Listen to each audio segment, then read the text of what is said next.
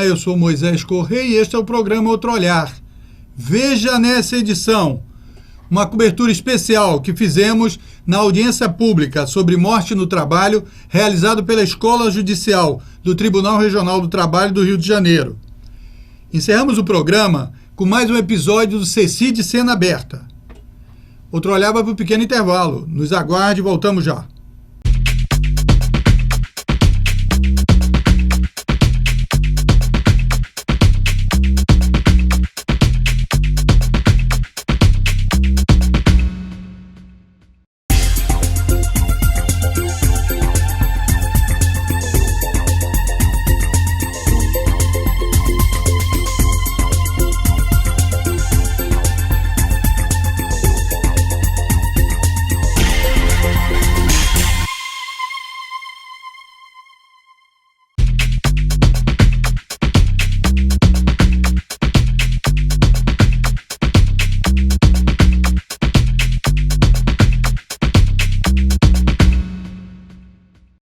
Iniciamos o programa mostrando a abertura da audiência pública sobre morte no trabalho, realizada pelo desembargador Evandro Valadão. Mostramos também o depoimento de uma mãe que a sua filha, soldada da PM, foi morta durante o trabalho no AUPP. E encerramos esse bloco com o presidente da nova Central Sindical de Trabalhadores do Rio de Janeiro, Sebastião José da Silva. A Escola Judicial promove as audiências públicas desde o ano passado. Na verdade, essa é a terceira audiência pública, mas considero essa a mais impactante, emblemática, porque é um tema que envolve a todos nós e de difícil aceitação à realidade em que nos encontramos hoje no Brasil, né? A morte no trabalho, sob qualquer prisma que se venha a olhar, ela é injustificável, né? E as audiências públicas no âmbito desse regional, promovidos pela Escola Judicial e com os auspícios da presidência do tribunal, elas alcançam dois grandes significados, ou têm dois grandes objetivos. O primeiro objetivo é inserir o juiz, inserir o Poder Judiciário na discussão de temas que são relevantes para a sociedade brasileira. É dizer que o Judiciário não está de olhos vendados, apático, asséptico, com relação às questões que envolvem o interesse da coletividade, o interesse da sociedade, o interesse do país. O segundo objetivo da audiência pública promovida pela Escola Judicial é dar conhecimento aos juízes dessa realidade, dos fatos, dos eventos e das nossas incongruências na sociedade e das nossas tragédias, né? O juiz, a partir de um determinado momento, né, do século XX, ele foi chamado para resolver, para atuar em várias questões, muitas delas não afetas ao seu cotidiano, né? E é necessário que ele esteja preparado para isso. As audiências públicas têm esse objetivo também, né? Não é só sensibilizar os juízes dos problemas em que a sociedade brasileira vive, é também dar a ele conhecimento das nossas realidades, né?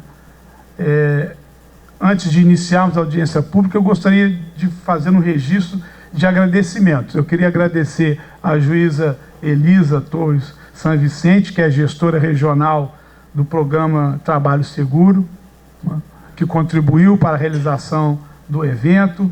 Eu também queria agradecer a CEDIS, que é a coordenadoria, o Barata me ajuda, de disseminação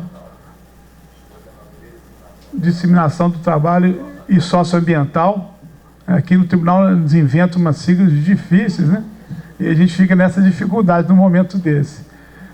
O Cláudio Barata, que é o coordenador, que nos auxiliou também, e a Fundacentro, que também nos orientou a respeito. Então eu agradeço a Fundacentro na pessoa da senhora presidente Maria Amélia, da Fátima, aqui presente, e da diretora Cristina. Muito obrigado, então, por participarem.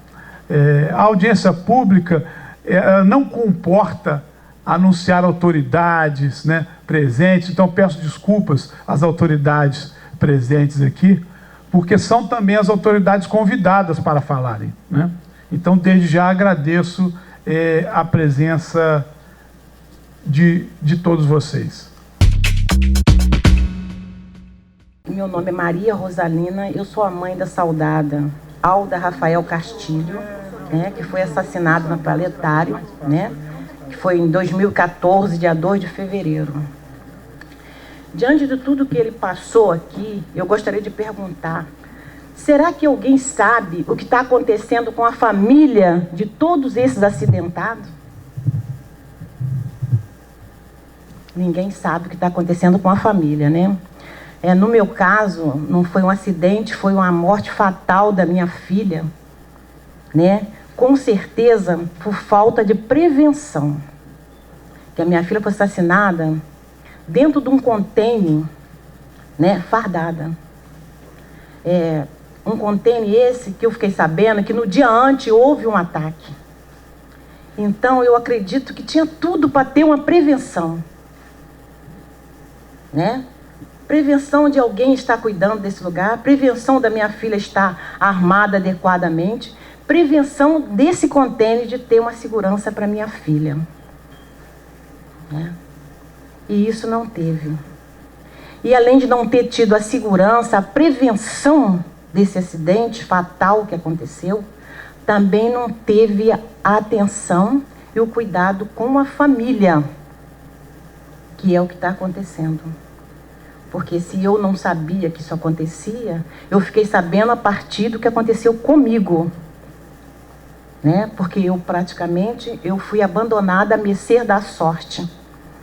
Se eu trabalho como diarista e teve essa força para trabalhar, se eu trabalhava 3 dias, passei a trabalhar 5 dias para mim poder manter a minha posição, e 2 filhas outras mais velhas, que até hoje estão sem condição, que não teve assistência nenhuma. Se eu tenho assistência de um dia, tenho uma psicóloga, é graças ao meu patrão, que paga um plano de saúde para mim. Então, eu estou aqui de pé, né? Saindo de casa 4h30 da manhã, voltando às vezes até meia-noite, para completar até 2 diárias por dia para sobreviver, né? Eu dei uma entrada na justiça, no estado, para mim ter uma indenização. Não sei nem se foi ouvido, porque eu não tive resposta até hoje, né? Porque até a pensão da minha filha, eu corro atrás dela até ontem. Ontem eu tive o dia todo dentro de um quartel, que não foi a primeira vez que eu tive dentro de um quartel, né? E nem nesses containers, essas caixinhas que eles fabricaram aí, né, para botar esse jovem. Então eu sei que ali dentro não tem segurança nem prevenção. Entendeu? Eu sou uma doméstica, você não repara, eu não tive muito estudo, nem tive muita leitura, porque eu só trabalhei, e eu trabalho desde os 5 anos de idade para sobreviver. Perdi meu pai com 11 anos e tomei a rédea da minha família com 10 irmãos. Né? E também me casei, tenho minhas 3 filhas e também cuidei dessas 3 até hoje. Então não tenho palavras bonitas para dizer para ninguém, mas tem as mãos calejadas do trabalho. Entendeu? Então, o que eu gostaria de deixar bem claro aqui hoje, que além da prevenção do trabalho, a prevenção que tem que ter também cuidado, tem que ter atenção para os familiares. Porque diante de tudo aquilo que nós vimos ali foi visto, mas ninguém viu lá atrás a família desses trabalhadores. O que aconteceu? Família que se acabam. Um entra em depressão, outro morre do coração, e outro tem qualquer uma outra coisa, e a família se acaba. E assim está o nosso Brasil. se acabando. Se acabando. Entendeu? Porque meio de trabalho, suporte para a pessoa trabalhar, não está havendo mais. Né? Porque amanhã, em que esses jovens vão inspirar? Naquele pai que morreu lá, todo estrangulado, e a família acabou, o resto ali? Essa é a pergunta que eu deixo para quem pode, quem tem posição aí, né? Que estão com as rédeas na mão para inventar lei, fazer cumprir lei, porque eu acredito que isso deve poder existir, né? Então eu deixo essa pergunta. O que acontece com a família desses trabalhadores? Né? Se houve a morte, né? Porque a morte existe, né? Mas existe também a prevenção e existe os cuidados após morte. É o que não está acontecendo aqui no nosso país. Né? Nós somos deixados, eu no caso, se eu continuo trabalhando, porque vim de luta, vim lá de trás da luta. Mas nem todo mundo tem a mesma força que eu tenho. Né? De ter que olhar para minhas duas filhas ali perdidas, né? E saber que a outra já está morta, e eu que estou aqui para lutar sem apoio nenhum. Nenhum. O meu apoio é a minha fé e meus braços. Eu gostaria de deixar isso bem claro aqui quando estão falando de trabalho e de prevenção de trabalho. Eu gostaria de deixar isso bem claro. Porque se eu hoje até já estou aposentada, né, mas tem muitos que estão começando e que precisa trabalhar e que o país precisa seguir em frente. Né? Apesar dos pesares que todo mundo sabe. Né? É o que eu gostaria de deixar bem claro aqui para todos.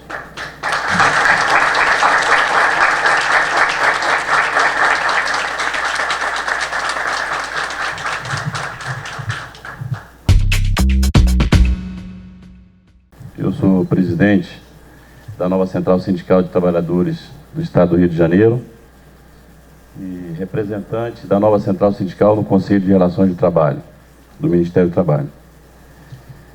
Já tivemos em outra oportunidade, nesse mesmo auditório, com o doutor Evandro, debatendo uma audiência pública como essa, a questão da dupla função aqui na nossa cidade. Dupla função do motorista. Do motorista exercer a função de cobrador e dirigir ao mesmo tempo. Entregamos um documento por escrito ao desembargador e retornamos hoje muito honrado com esse convite. E queria dar uma contribuição singela, não trouxe nenhum dado específico, porque sabia que o Ministério Público, os organismos desse tribunal têm muito mais condições de aferir esses dados do que uma central sindical, não tem os acessos que a magistratura tem. No entanto, nós temos algumas informações que eu julgo importantes para falar aqui. Primeiro, é que as mortes de acidente de trabalho no Brasil, elas são muito maquiadas. É mais ou menos igual ao acidente de trânsito. Ou a pessoa morre lá no local e entra na estatística, ou vai para o hospital e depois a causa-morte é outra. Um exemplo bem prático disso é uma categoria há pouco tempo regulamentada no Brasil, que são os motoboys, os mototáxis, que eu quero crer que se entrasse nessas estatísticas, o Brasil não só seria o campeão mundial de acidente de trabalho, mas teria talvez o dobro de qualquer outro país do mundo. Só me referindo a uma categoria que certamente, como exerce a sua profissão no trânsito, para lá e para cá, elas são vitimadas e entram na estatística de acidente de trânsito e não de acidente de trabalho. Queria deixar também para reflexão, principalmente dos senhores magistrados, que a nossa legislação trabalhista, como disse bem aqui o nosso eminente juiz, a Justiça do Trabalho, é muito recente na Justiça do Trabalho essa questão do acidente. No entanto, para o Ministério do Trabalho não é. A nossa instituição, o Ministério do Trabalho e Emprego, que tem dentro das suas prerrogativas que fazer a fiscalização muito no sentido de prevenção, de prevenir os acidentes de trabalho, está hoje totalmente sucateadas. Sucateadas. Não adianta fazermos denúncia. As entidades sindicais, e aqui eu vejo alguns advogados, militantes do movimento sindical, e alguns já se pronunciaram aqui, elas estão nesse campo uma ação muito aquém do necessário. Primeiro, porque nós não conseguimos garantir, nem por via da negociação coletiva, nem por norma, a organização no local de trabalho. Sem organização no local de trabalho, a ação sindical fica capenga no sentido de prevenir os acidentes de trabalho. Então, enquanto a gente não conseguir no Brasil instituir como obrigação discutir a estabilidade do dirigente, a eleição no local de trabalho, nós não teremos os organismos de proteção do trabalhador dentro das suas representações, a ação significativa nesse segmento. A segunda dificuldade que o movimento sindical enfrenta vem da própria Justiça do Trabalho, que nos resta fazer as ações que nós julgamos preventivas, as devidas ações de cumprimento.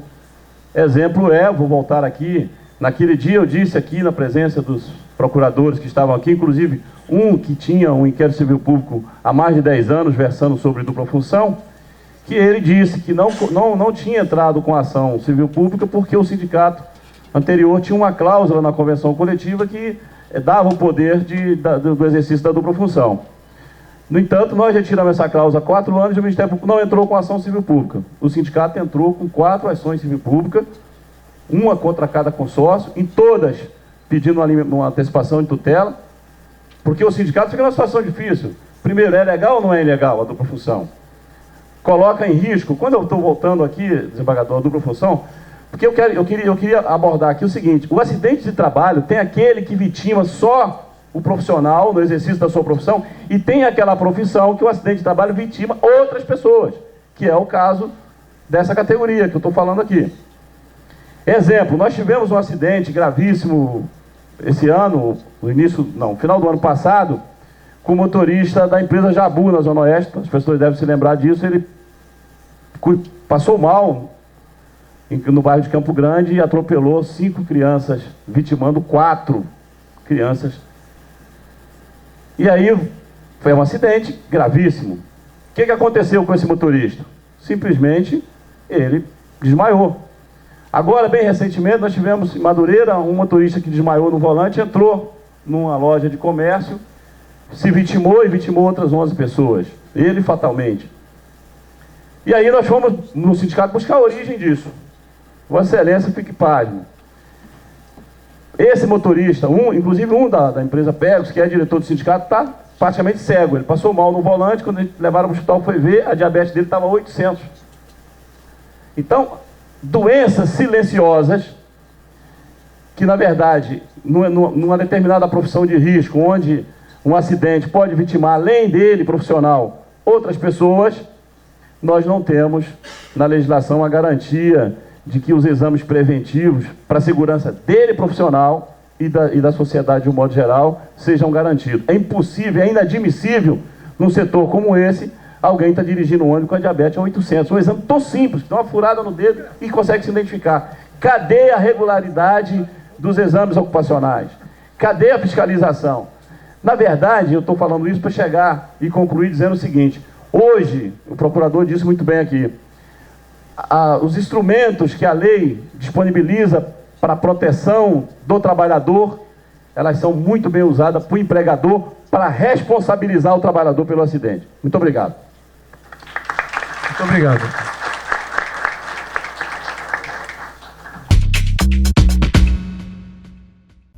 Vamos dar uma paradinha para o intervalo. Voltaremos com a audiência pública sobre morte no trabalho.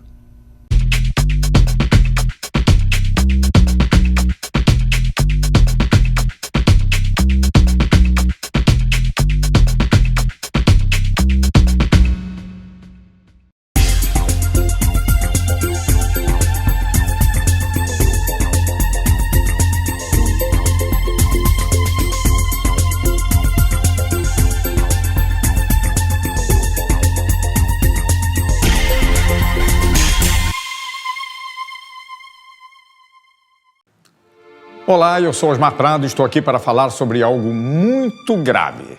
No Congresso Nacional, um projeto de lei pretende regulamentar a terceirização do trabalho no Brasil. Imagine a escola dos seus filhos sem professores, hospitais sem médicos e enfermeiros, uma construtora sem operários.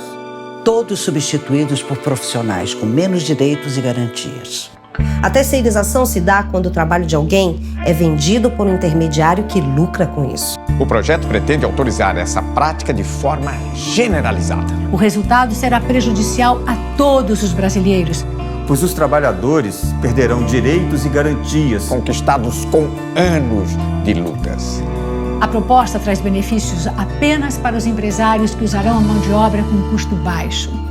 Basta lembrar que os maiores índices de acidentes de trabalho que hoje ocorrem no Brasil atingem os trabalhadores terceirizados. Caso ocorra a aprovação desse projeto, teremos redução dos atuais salários e empresas sem empregados, pois todos serão terceirizados.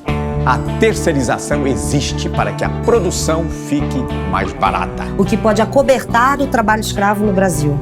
Não podemos permitir que poucos ganhem com o trabalho de milhões. Esse é o Brasil que você quer para as futuras gerações? Eu digo não. Eu digo não. Eu digo não. Não para a terceirização do trabalho. E você?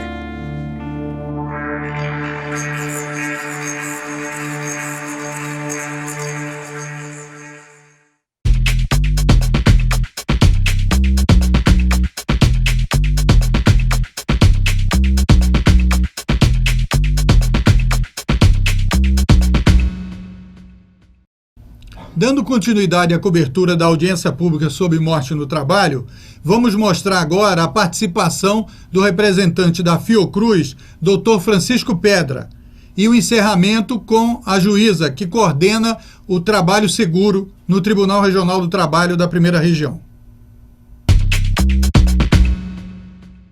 Agradeço a oportunidade de estar aqui com vocês, debatendo um tema que é muito caro para mim. Eu sou médico sanitarista e pesquisador da Fiocruz e já participei como médico do trabalho em algumas empresas da prática cotidiana desse trabalho. Eu queria trazer aqui uma contribuição, questionar o tema de modo geral, assim, provocar um debate a respeito de alguns pontos que eu considero que são estruturais. Eu queria falar, assim, os acidentes de trabalho em geral e as mortes, eu considero como uma realidade que passa diante dos nossos olhos como um transatlântico na noite em silêncio. É um problema enorme e não é enxergado. Já foi dito aqui, eu acho que essa imagem ajuda a compreender. Se nós tivéssemos uma epidemia de uma doença infecciosa com 5 milhões de casos ou com 9 milhões de mortes, eu tenho certeza que a sociedade ia estar em polvorosa. Ia haver uma convulsão social, política, militar. E, no entanto, os acidentes de trabalho não têm essa mesma importância, embora a vida humana é igual de toda forma. O acidente, do meu ponto de vista, não é um acidente, ele é um de propósito. São mortes esperadas, são mortes previsíveis, ela acontece nos mesmos lugares, nos mesmos horários de dia, nas mesmas atividades, sob a direção das mesmas empresas. E, evidentemente, nós não podemos pensar que a solução virá de atividades externas à organização da produção. Me parece que esse é o ponto central. O vídeo que nós assistimos, muito bem feito, brilhante, agradeço a contribuição, imagens dramáticas.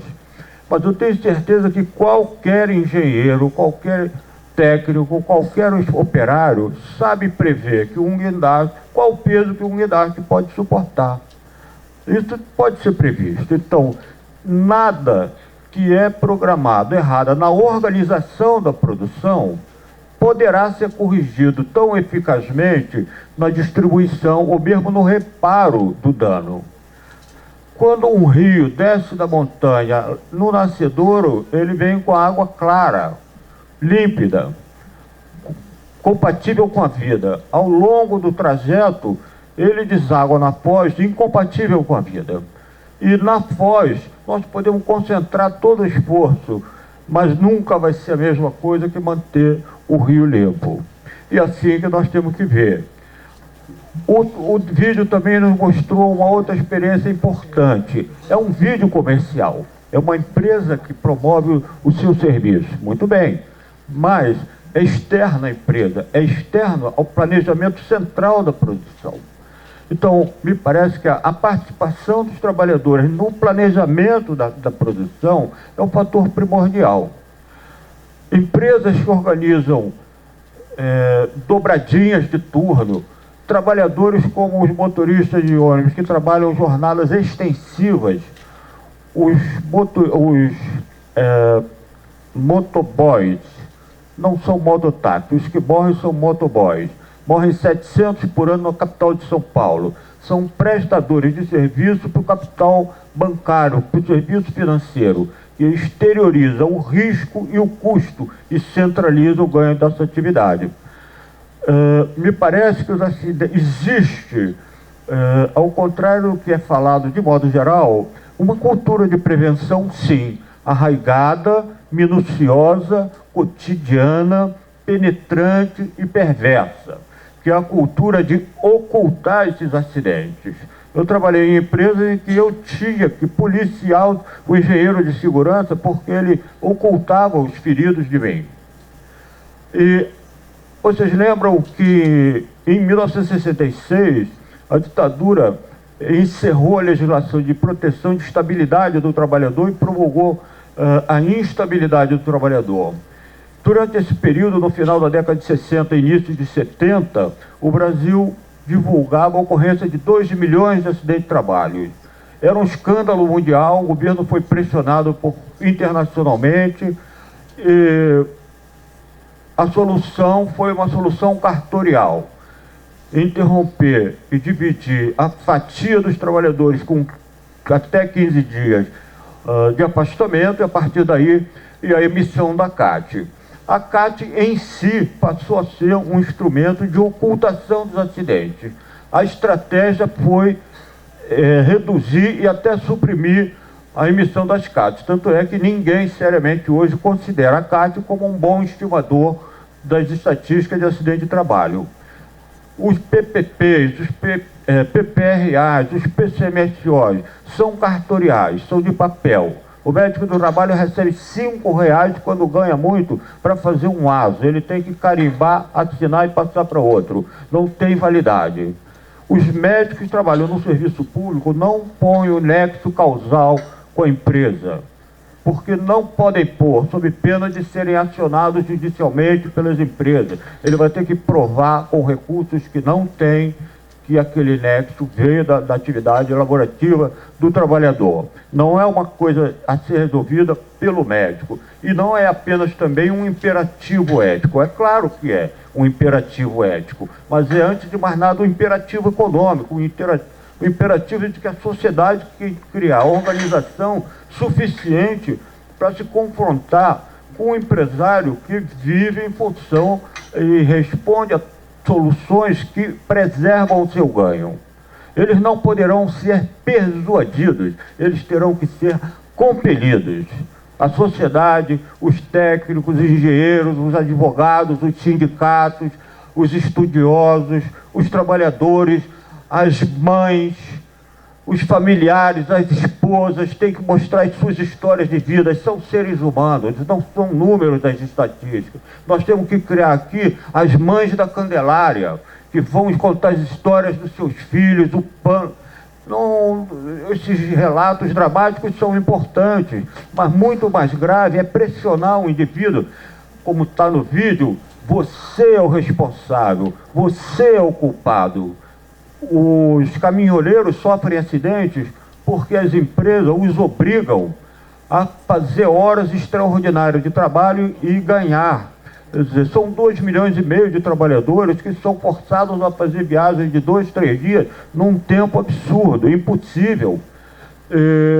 O que nós vimos aqui na Avenida Brasil foi uma campanha de cartazes com essa força dramática, e sua família está te esperando, né? Seu filho, sua mãe. É impossível. Nós vamos no metrô e o metrô bombardeia avisos sonoros. Você é o único responsável pela segurança. Não somos nós. Não é o indivíduo. Se o metrô reduz a frequência dos trens a ponto de criar aquelas imagens que nós vimos ali com imperativos de ganho, é claro que vão haver multidões. E 2 anos atrás nós vimos isso desencadear uma revolta social imensa. As manifestações na Praça da Sé em São Paulo, elas já estão organizadas. Centenas de milhões de pessoas dentro de estações ensardinhadas, não pode funcionar. Me parece que os determinantes macrosociais precisam ser levados em consideração. A opção que o país faz de se tornar um produtor de commodities e ocupar essa função na economia internacional é muito danosa para o país. Então nós somos o maior comprador de agrotóxicos do mundo. Não é possível corrigir essa situação apenas com denúncia da toxicidade dos agrotóxicos. Esse é um papel que a saúde pública vem cumprindo muito bem, a justiça, os médicos, está bem claro. Mas, enquanto a economia está apoiada nas monoculturas exportadoras, que concentram a renda e dependem, elas sim, da produção de agrotóxicos, é um trabalho insano, é uma batalha invencível. Né? Enquanto a sociedade privilegia o transporte individual, nós vamos viver um recorde de acidentes de trânsito, que é a maior causa de violência no país. E esse trânsito mata as pessoas que trabalham. Né? Então nós não podemos, em vez de corrigir, avisando ao motorista, tome cuidado, nós temos que construir cidades e transporte saudável. Então, me parece que essa opção, uma empresa de frigorífico hoje obriga um trabalhador a desloçar 6 pernas de frango por minuto, com uma faca afiadíssima, uma lâmina. É impossível a pessoa não se machucar. Mais cedo ou mais tarde ele vai se cortar. E a pressão é tão forte que vocês têm na Bahia, nós temos na Bahia uma fábrica de sapatos que obriga o trabalhador a condições tão perversas que eles têm 90 casos de amputação de braços, de mão, de dedos e até a nível mais alto. O responsável pela empresa diz que o trabalhador provoca amputação para ter direito a benefícios previdenciários. Vocês viram o grau de crueldade que está envolvido nisso. Né? Existe, então, uma atividade consciente, planejada, sistemática, cotidiana, dos engenheiros de segurança, dos médicos. Como o médico pode trabalhar com independência se ele é funcionário da empresa? A medicina do trabalho tem que ser pública. Ela não tem isenção para exercer a profissão e proteger o trabalhador. Ela tem que ser como na França, né, que existem centros de saúde do médico do trabalho. O custo é da empresa. O serviço da medicina do trabalho, ela que paga, como aqui no Brasil. Mas o controle dessa atividade, a questão da terceirização. A Volkswagen tinha 40 mil trabalhadores na década de 70. Hoje ela tem 4 mil e produz muito mais automóveis. Ela terceirizou a atividade, terceirizou o risco, ela terceirizou todo o dano e centralizou o ganho. Mas ela continua sendo quem controla a produção. A atividade dessas empresas terceirizadas não é uma transferência da produção para uma outra. Ela permanece com esse controle, mas ela se desobriga do bônus. Ela preserva o ônus, mas se desobriga do ônus. Então, me parece que é claro que a gente deve trazer o debate para essas questões de fundo também, porque elas serão como vários países vêm adotando, e foi dito aqui com muita razão, adotando a saúde em todas as políticas. Se não for assim, não é possível cuidar. Na política de transporte, na política de segurança, na política alimentar. Nós dizemos para o indivíduo, você tem que se alimentar bem, vamos investir em atividades educativas, não coma colesterol, coma vegetais, coma frutas. Onde estão as frutas e vegetais? Nós produzimos soja para exportação. A cidade do Rio de Janeiro consome hortigranjeiros, 60% ou 80% dos hortigranjeiros de fora do Rio, de fora do estado do Rio. Vem de Minas, vem de São Paulo e até do Paraná. Como nós podemos ter alimentos de qualidade à disposição da população? As pessoas estão comendo batata frita em pacote. Há 4 anos, as centrais sindicais reivindicam a informação de quais são as empresas onde ocorre o maior número de acidentes e acidentes fatais. A Previdência Social, que recolhe essa informação, se recusa a abrir essa informação porque, alegadamente, isso prejudicaria o sigilo fiscal das empresas. Nos parece que não tem o menor cabimento. Nos Estados Unidos e na Inglaterra, que são o núcleo do capitalismo internacional, as empresas são conhecidas e é divulgado oficialmente. Aqui nós podemos planejar políticas de prevenção com base nessa informação. A Prefeitura de Piracicaba faz isso. A Secretaria Municipal de Saúde lista as empresas porque eles têm um trabalho muito bem organizado de acompanhamento desses acidentes, mapeiam as empresas, as atividades de maior risco, eles vão lá. Isso aí é uma coisa importante. O exemplo que o Moisés mencionou foi um dos maiores bancos brasileiros, mandou investigadores acompanhar a vida individual dos trabalhadores afastados, inclusive o lixo da residência deles, para documentar se eles estavam alegando doenças fraudulentamente. Isso levou à punição dessa empresa em mais de R$1 milhão pelo Ministério Público. Então, quando eu me referi aqui à política de tirar o sofá da sala, é isso. Os acidentes são uma chaga que atinge a imagem da empresa e também em custos, e elas preferem ocultar o acidente do que resolver. Me parece assim, eles têm um poder econômico tão imenso, tão gigantesco, que é poderoso. O Itaú convocou uma reunião com a Justiça de São Paulo e compareceram 50 juízes para discutir ações trabalhistas a respeito de assédio moral, porque o banco está tendo muitas ações de indenização trabalhista. E esse poder é impressionante, porque o representante dos trabalhadores não foi chamado, mas o banco estava. São situações, essa questão do emprego. O trabalhador aceita uma atividade de risco porque ele não tem opção de emprego. Então, o Exército Industrial de Reserva dos Trabalhadores é uma política de obrigar o trabalhador a trabalhar em atividade de risco e ter uma fácil substituição. Existem muitos casos em que o trabalhador morre, outro é chamado e morre na mesma função, porque há uma vasta reposição de trabalhadores. O Brasil está interessado em atrair empresas com base nessa política. O trabalhador brasileiro é barato. O custo dessa mão de obra é barato. Um deles é um fabricante de iPhone que veio da China para São Paulo, com imensos benefícios tributários, com o compromisso de vender o iPhone metade do importado, e agora está vendendo pelo preço 100% do preço internacional. Então, me parece que a divulgação dessa pesquisa, que é a pesquisa mais importante já feita sobre o assunto no Brasil, na nossa história, é um primeiro passo, é um passo fundamental. Tem 5 milhões de trabalhadores e 9 mil mortos. Da minha opinião pessoal, existem de 20 a 30 mil mortos que trabalham no ano. Mas eu não quero discutir. O importante é que essa pesquisa ela foi organizada pela Fiocruz e pelo IBGE, e nós estamos convidando a doutora Célia Landman para fazer uma apresentação na Escola de Saúde Pública em outubro. Nós vamos convidar vocês oficialmente e esperamos que seja da maior importância para explicar a metodologia e discriminar melhor a importância desses resultados e esse debate permear a sociedade.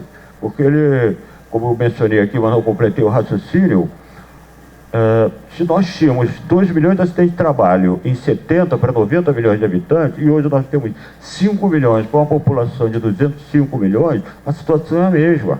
Passado 40 anos, o Brasil acidenta e mata a mesma coisa que há 40 anos atrás. Então nós temos uma política de prevenção, mas essa política, na prática, ela representa uma facilitação desses acidentes. E nós precisamos que a produção seja saudável, ela seja antecipadamente controlada, pensando nisso e no risco ambiental e outros riscos. Eu agradeço o privilégio. Muito obrigado. Muito obrigado, doutor. Muito obrigado. doutora Elisa com a palavra. Não, só gostaria de noticiar que o programa Trabalho Seguro, que é um programa nacional instituído pelo TST em parceria com o CSJT, ele visa justamente fomentar essa cultura de prevenção. Isso a gente está tentando fazer através da divulgação com vídeos em estádios de futebol, mas também a gente está tentando procurar parcerias, inclusive com sindicatos, federações, Ministério do Trabalho e Emprego, Fundacentro e Ministério Público do Trabalho também. Então a gente está caminhando nesse sentido, a gente tem interesse em conversar, em dialogar com todos e encontrar espaços para, de alguma forma, agir antes do problema acontecer, antes do acidente acontecer. Então a gente está à disposição. Eu sou gestora regional juntamente com a desembargadora Maria das Graças Paranhos. E é isso, é um convite a todos.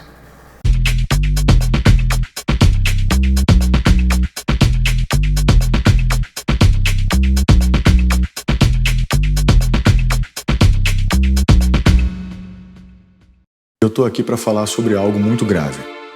Há no Congresso Nacional um projeto de lei que pretende regulamentar a terceirização do trabalho no Brasil. A terceirização acontece quando o trabalho de alguém é vendido por um intermediário que lucra com isso. O resultado é prejudicial para todos, pois os trabalhadores perdem direitos e garantias conquistados com anos de lutas. Você sabia que as maiores vítimas de acidentes de trabalho no Brasil são os trabalhadores terceirizados? Além disso, a terceirização existe para que a produção fique mais barata, o que pode acobertar o trabalho escravo. Há algo errado quando uma grande marca ou uma empresa rural resolve terceirizar suas atividades. Pense bem, não se engane.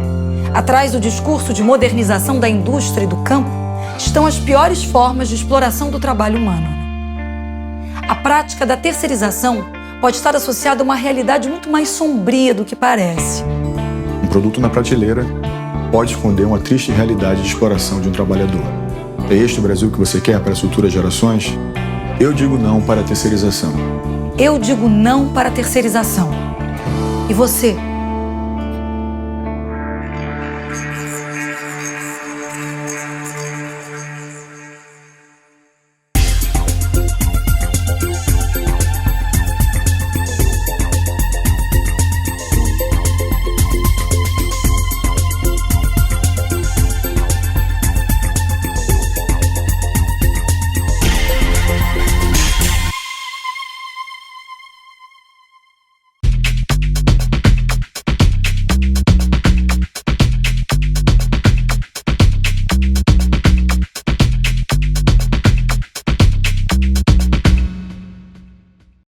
Encerramos o programa com mais um episódio do CECID Cena Aberta.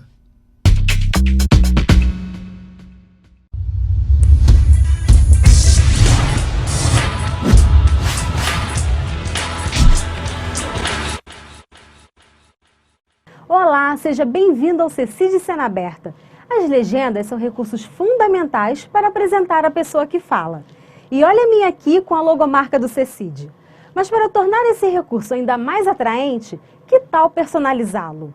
No programa de hoje, o professor Alexandre Cantini vai explicar sobre a importância da identidade visual em uma produção. E no tutorial, o designer gráfico Cadu Nico vai ensinar a personalizar legendas utilizando o Inkscape, mais um software livre para ser utilizado em suas edições. O CECID Cena Aberta está no ar.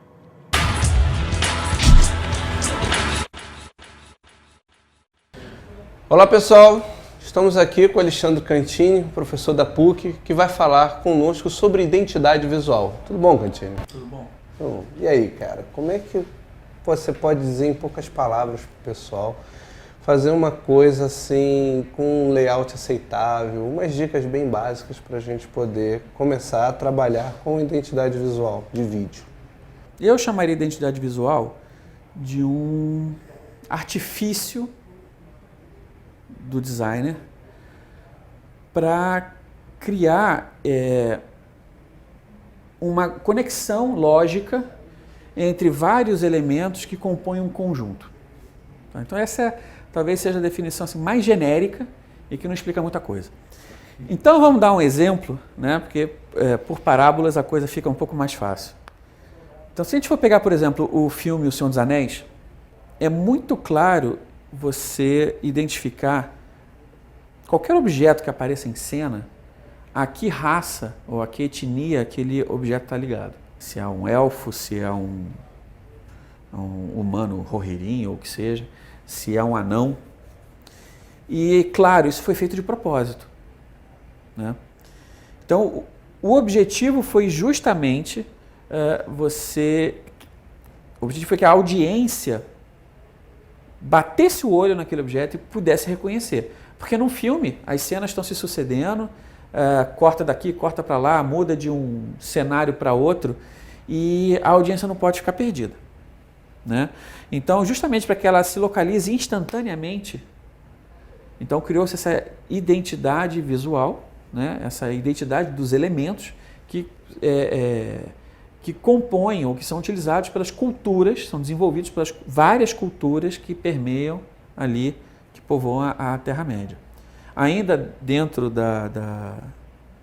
do cinema, a gente pode lembrar também da série Guerra nas Estrelas, né?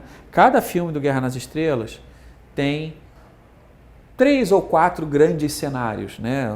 3 grandes planetas em que as etapas da história acontecem e mais alguns cenários internos em naves.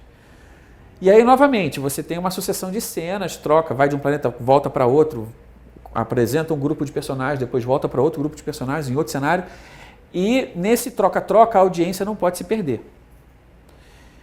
Então você percebe muito claramente que quando abre a cena, em que planeta você está. Você tem um conjunto estético ali que aponta para aquele planeta. E no caso do Guerra nas Estrelas, inclusive, os planetas são muito monótonos, né? Porque só tem um ecossistema. Então Tatooine é o planeta inteiro desértico, Coruscant é o planeta inteiro uma cidade, a Lua de Endor inteira uma floresta, né? Hoth inteira coberta por gelo, não tem nenhum tipo de variação. Mas o objetivo é esse, quer dizer, é você bater o olho e identificar.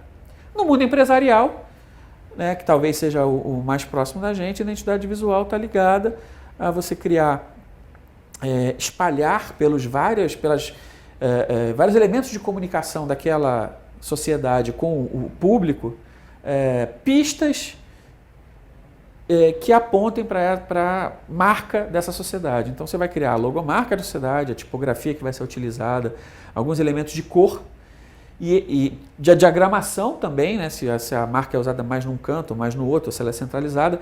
E esses elementos eles vão se perpetuar, eles vão se espalhar por todas as ferramentas de comunicação. Então tem papelaria, né, o papel de carta, envelope, cartão de apresentação, eventualmente uniformes, adesivos de carro, né? Antigamente era pintura de carro, hoje em dia é adesivo de carro, a própria decoração do escritório, né? A logomarca atrás na parede da recepção, ou no balcão, a repetição dos elementos de cor. A ideia é que qualquer pessoa que olhe qualquer pedaço dessa empresa, né, espalhado pelo mundo, qualquer elemento possa de cara identificar como sendo, fazendo parte daquele conjunto. Então, para vocês, até o próximo bloco.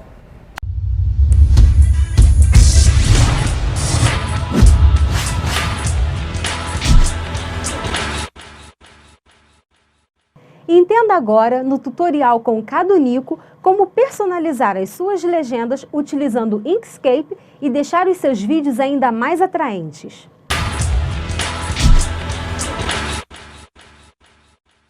Olá pessoal, vocês viram o cantinho a importância de uma uniformidade visual para a criação de uma filmagem em si. Agora, como é que a gente faz isso dentro do contexto aqui dos softwares? Lembra que na outra aula nós pegamos um template pronto do OpenShot e inserimos animações assim por diante. Nessa aqui nós vamos aprender a criar um template, certo? Usando o mesmo recurso que a criação de títulos. Vamos lá? Então eu estou aqui com o OpenShot aberto e já tenho um vídeo na trilha mais aqui embaixo. Nós podemos criar quantas trilhas nós quisermos. No caso aqui nós vamos trabalhar com a trilha do vídeo, uma trilha de scroll, e eu venho aqui no mais e adiciono mais uma trilha para outro scroll, porque nós vamos trabalhar um tipo de animação aqui e o outro aqui em cima. Então vamos fazer como fizemos na aula passada. Vamos em título, novo título, eu venho aqui e escolho Solid Color, que a gente pega a área todinha da tela. Criar novo título, aí vamos escrever scroll. Estou ok, está criado. Só que agora, em vez de a gente usar uns menus aqui, nós vamos usar o editor avançado. Quando eu clico aqui, automaticamente aparece o Inkscape com a minha área. Como é que é o Inkscape? Para alguém que já usou algum software vetorial, como CorelDRAW, Illustrator, a tela não é muito diferente. Aqui nós temos a barra de títulos, barra de cores, barra de atalhos, barra de alinhamentos, famosos snaps, que normalmente eu tiro a seleção, e a barra de informação aqui embaixo. Aqui está a nossa área de trabalho. Então a primeira coisa que eu vou fazer é importar as imagens do logotipo do programa. Eu venho aqui no botão importar, vou lá em projeto, bruto, e seleciono a claquete. Abrir ou embutir. Dei ok.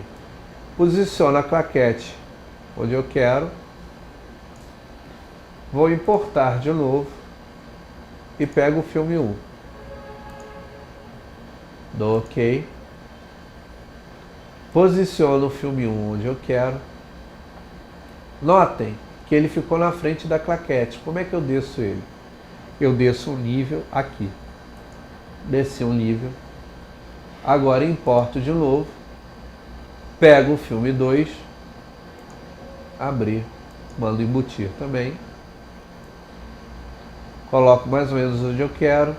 E agora eu vou descer 2 níveis. Então eu vou clicar 2 vezes aqui. Uma, ele está na claquete. A outra, ele está no outro filme. Se eu quiser selecionar todos de uma vez, eu clico para fora e arrasto assim e seleciono tudo. E dou uma reposicionada aqui, mais ou menos onde eu quero. Feito isso, eu não preciso mais desse fundo. Então eu clico nele e aperto a tecla Delete. Vou salvar o meu projeto. Salvei, fechei o projeto, ele automaticamente é atualizado aqui na minha área de trabalho. Basta eu clicar em aplicar, ele está aqui, o scroll. Então se eu vier aqui, clicar, der play, ele aparece. Certo? Só que se eu quiser fazer um scroll mais avançado, que essa claquete tenha uma animação e essas duas tenham outro, é muito simples. Botão direito do mouse em cima do projeto, certo?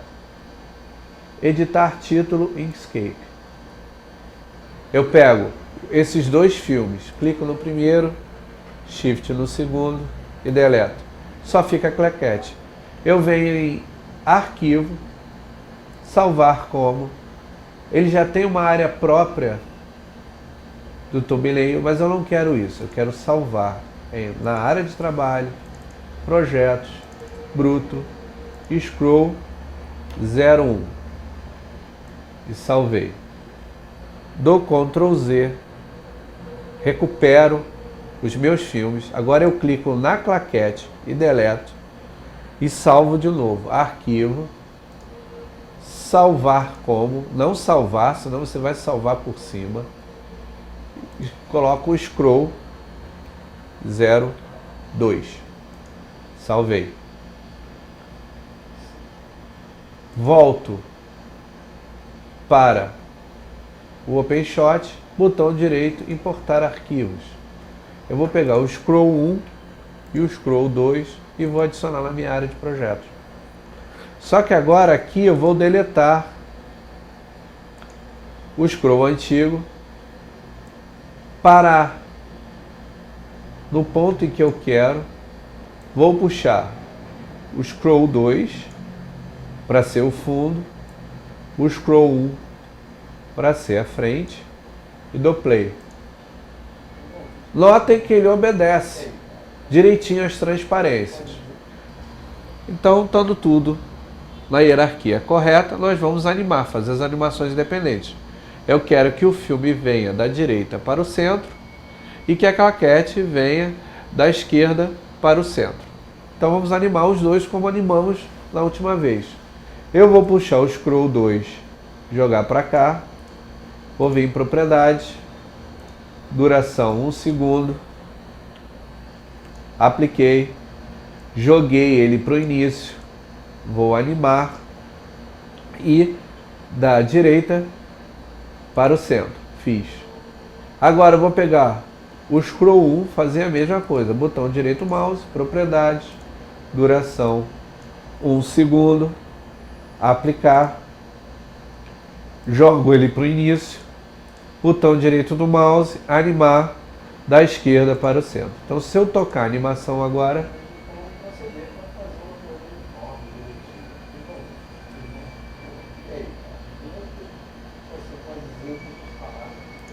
agora só falta a animação de saída. Vamos fazer simples, do centro para baixo, todos os dois, e resolve o problema.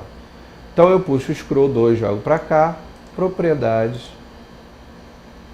duração 1 segundo, apliquei, joguei ele aqui para o final, animar do meio do centro para baixo. Puxo o scroll 1, botão direito do mouse, animar, pode ser assim, do centro para baixo, e eu posso diminuir, ver aqui, propriedade, diminuo para 1 segundo. Apliquei, jogo ele aqui para o final.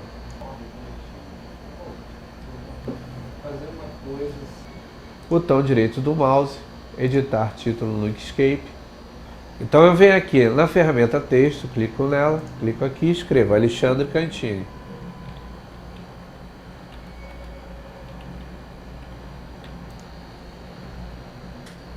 Aumento o texto, posiciono onde eu quero, mudo a cor.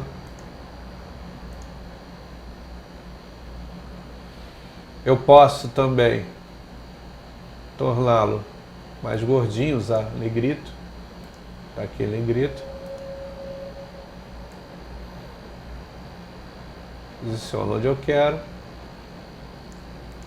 Deleto a imagem de fundo. Salvo como scroll 3. Fecho. Importo o arquivo. Crio mais uma trilha. Coloco aqui no meio. Então com isso nós temos um scroll personalizado, onde aparece o nome das pessoas, com animação, com tudo. Bem pessoal, é isso que eu tinha para mostrar nessa aula. Até a próxima!